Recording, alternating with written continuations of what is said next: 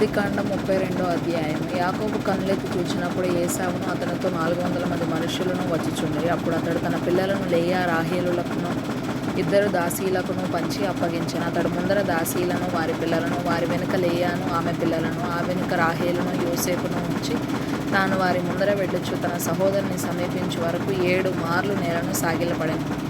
అప్పుడు ఏశావు అతనిని ఎదుర్కొన పరుగెత్తి అతనిని కౌగలించుకొని అతని మీద పడి ముద్దు పెట్టుకొనెను. వారిద్దరూ కన్నీరు విడిచిరి. ఏశావు కన్నులెత్తి ఆ స్త్రీలను పిల్లలను చూచి వీరు నీకేమి కావాలని అడిగినందుకు అతడు వీరు దేవుడు నీ సేవకునికి దయచేసిన పిల్లలే అని చెప్పాను. అప్పుడు ఆ దాసీలను వారి పిల్లలను దగ్గరకు వచ్చి సాగిలపడిరి.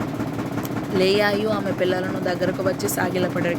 ఆ తర్వాత యోసేపును రాహేలును దగ్గరకు వచ్చి సాగిలపడిరి. ఏశావు నాకు ఎదురుగా వచ్చిన ఆ గుంపంతయు ఎందుకని అడుగగా అతడు నా ప్రభు కటాక్షము నా మీద వచ్చుటకే అని చెప్పాను. అప్పుడు ఏశావు సహోదరుడా నాకు కావలసినంత ఉన్నది, నీది నీవే ఉంచుకోమని చెప్పాను. అప్పుడు యాకోబు అట్లు కాదు, నీ కటాక్షము నా మీద నున్న ఎడల చిత్తగించి నా చేత ఈ కానుక పుచ్చుకొనుము. దేవుని ముఖము చూచినట్లు నీ ముఖము చూచితిని.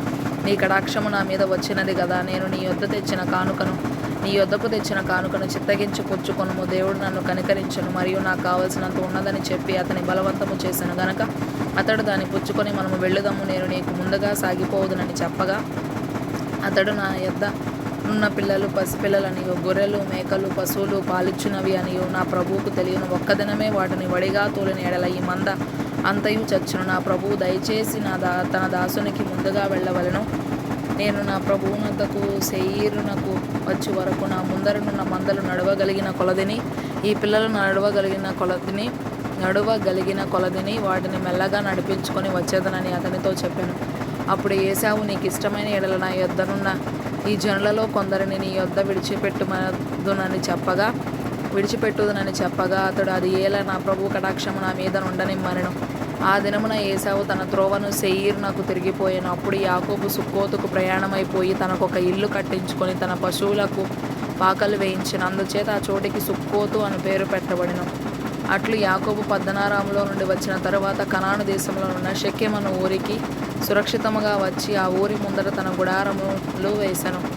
మరియు అతడు తన గుడారములు వేసిన పొలము యొక్క భాగమును షెకెము తండ్రి అయిన హమోరు కుమారుల యొద్ద 100 వరహాలకు కొని అక్కడ ఒక బలిపీఠము కట్టించి దానికి ఎలోహేయి ఇశ్రాయేల్ అని పేరు పెట్టెను.